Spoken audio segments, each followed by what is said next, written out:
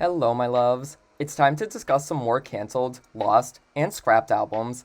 If you want to watch the first video I made about this, I'll put a link in the description. But I want to make a follow-up since I love learning about and discussing stuff like this.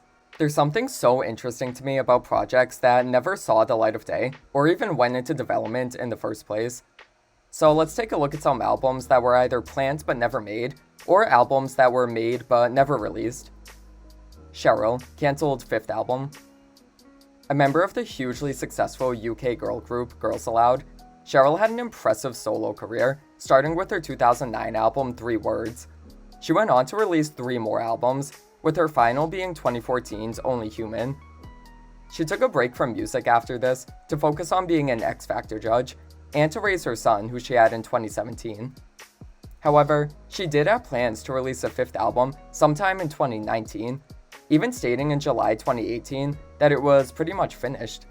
The album was co-written with her Girls Aloud bandmate Nicola Roberts, and apparently had contributions from producer Naughty Boy. Cheryl signed with the label 3 Beat in 2018, where there were evidently plans to release several singles ahead of releasing the full album, with at least 3 plans to be released from late 2018 to early 2019. The first single, Love Made Me Do It, dropped in November 2018, and despite getting good reviews, it only managed to peak at number 19 on the UK singles chart. Cheryl performed the song on The X Factor, though this may have done more to hurt the song than help it, as the performance was criticized for being overly sexual and not appropriate for a family-friendly show. I honestly didn't think this performance was anything shocking, but then again, I also don't watch cable TV or The X Factor, so maybe this was too much by those standards.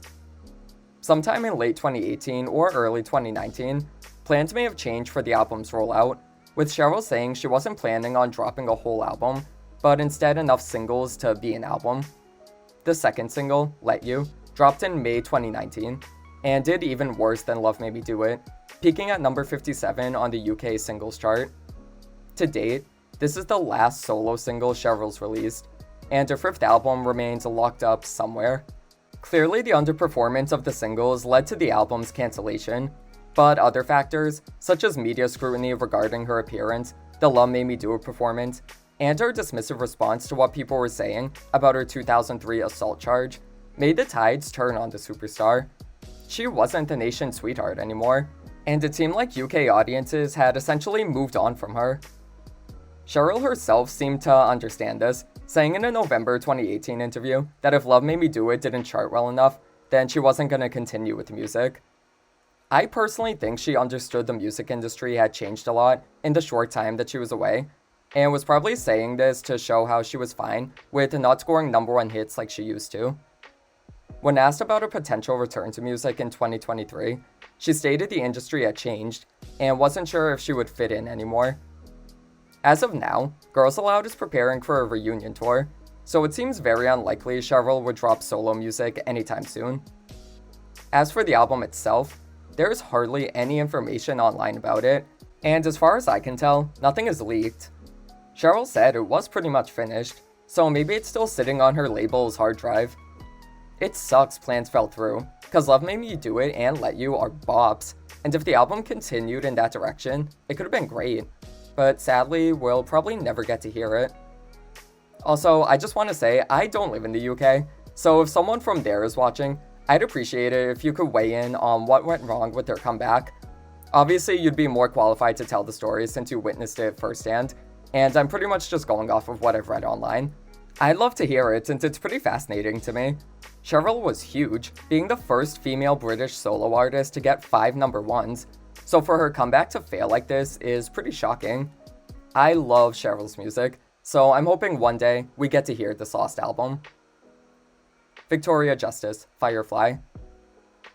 Intended to be her debut album, Victoria Justice's Firefly was shelved, apparently due to creative differences with her label, but I really can't find much concrete information about this album online though.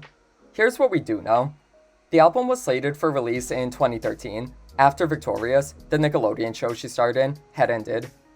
Victoria said the album was going to be pop, and that she was intending to reintroduce herself to audiences who knew her mainly for being on the kids show. The lead single, Gold, was released in June 2013, and failed to crack the Hot 100. A B-side, called Shake, was also officially released with the single. In August 2014, Billboard reported Victoria had parted ways with her label, Columbia Records, and since then, there's been no updates on the album.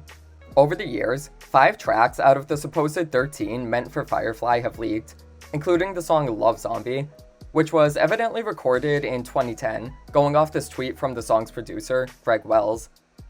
According to Genius, the song was considered to be used in the movie Fun Size, which she starred in, and in the third Victoria soundtrack, though obviously this didn't happen. Snippets of the song Firefly and Better Than You have also leaked, though as of me recording this, they haven't leaked in their entirety. Victoria wouldn't return to music until her 2020 single Treat Myself, but she's yet to release a full album. It's not totally clear why Firefly was shelved, but I'm guessing either Columbia got cold feet after Gold's underperformance and didn't want to continue pushing her solo career, or they wanted to go in a different sonic direction. Although I have to say, going off the leaked tracks, this was a pretty standard 2013 pop album, and I don't mean that in a bad way. It literally just sounds like popular music from the time, and for what it's worth, I actually think the songs are bops, especially Love Zombie. I really wish that one got released. It could have been a really fun Halloween track. The only remaining piece of Firefly we have is its cover art, though this potentially may not have even been the final artwork had it ever been officially released. It's pretty unfortunate this got shelved, because again, the songs are really good. I get the vibe that this would have been a summery, dancey, upbeat pop album, and in my opinion, this really did have potential to break her out of that former child star mold without alienating any audiences. Seeing how it's been over a decade since the record was scrapped though, it's pretty unlikely we'll ever get to see an official release. But hey, crazier things have happened. Maybe an online fan campaign can get Firefly to be officially released one day. I think we all would love to hear it. Little Mix, scrapped albums. Going back to the UK, Little Mix actually had 2 scrapped albums in the early 2010s. The first was actually meant to be the follow-up to their debut, DNA. According to group member Jade in a 2020 interview, no one at their label, Psycho, liked the album, or thought it was good enough, so they had to scrap it, leading to the fear that their label would drop them if they didn't quickly release a follow-up. Jade said they worked really hard on it, so to have it scrapped must have been devastating.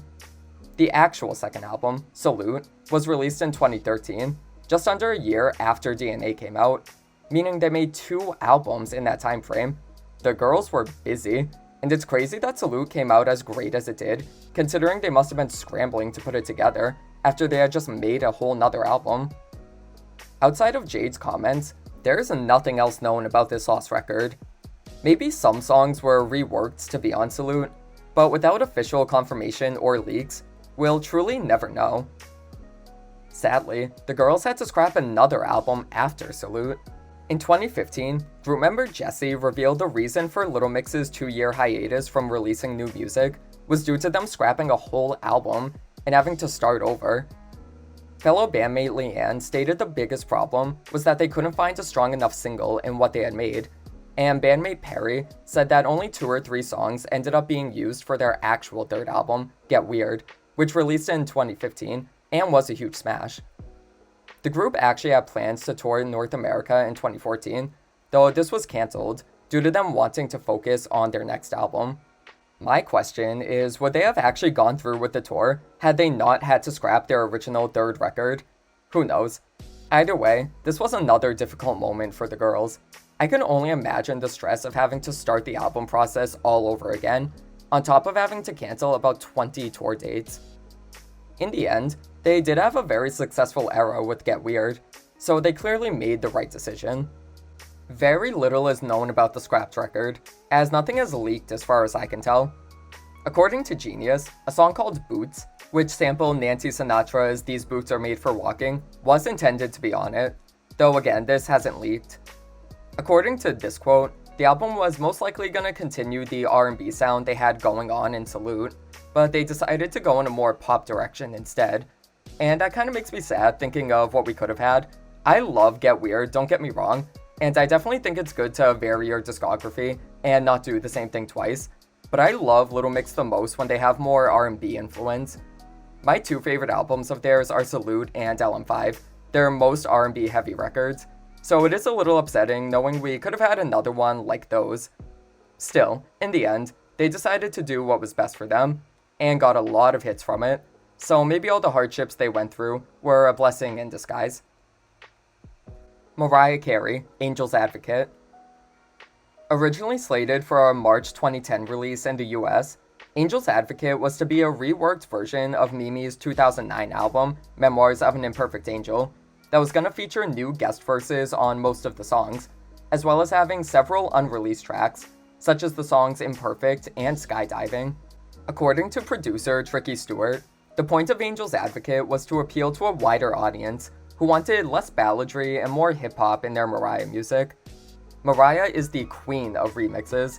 Hell, the remix to her song Fantasy is essentially the reason rappers are brought on for guest verses and pop songs in the first place. So Angel's Advocate really was a cool idea. Some of the new guest verses included T-Pain on Candy Bling, Trey Songz on Inseparable, Fabulous on More Than Just Friends, The Dream and Ludacris on Ribbon, R. Kelly on Bet You Gonna Know, and Mary J. Blige on It's a Rap.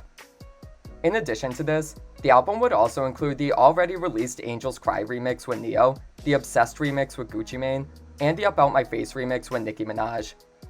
Another song, called 100%, was also considered for inclusion, though it ended up being released as a promotional single for the compilation album AT&T Team USA Soundtrack, which was a tie-in for the 2010 Winter Olympics.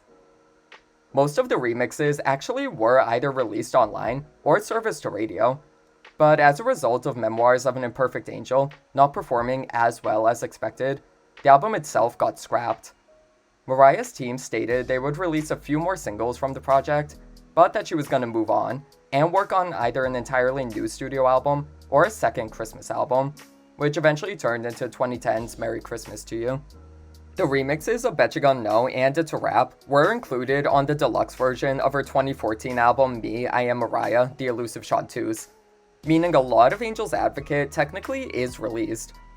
While many of them aren't on streaming services, you can find most of the remixes pretty easily on YouTube, though the supposed Kanye West remix of Stand and Go, the Alicia Keys remix of More Than Just Friends, the Jodeci remix of The Impossible, and the Styles P and Jadakiss remix of I Wanna Know What Love Is remain unreleased, if they even exist to begin with. Supposedly, there was also a collab with the Irish group Westlife on a song called Call Me Now, and a song called That's a Smash featuring Busta Rhymes, which were gonna be bonus tracks, but there's never been a confirmed track list, so take all of this with a grain of salt. While those two songs haven't leaked, Skydiving and Imperfect have, so you can essentially recreate what Angel's Advocate might have been, since so much of it is out there anyways.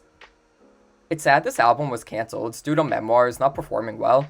That album deserved way better, and we lost out on what could have been a pretty cool reimagining of it. Still, we do have plenty of material from it, so even though we never got it in full, we at least have a pretty good idea of what we could have had.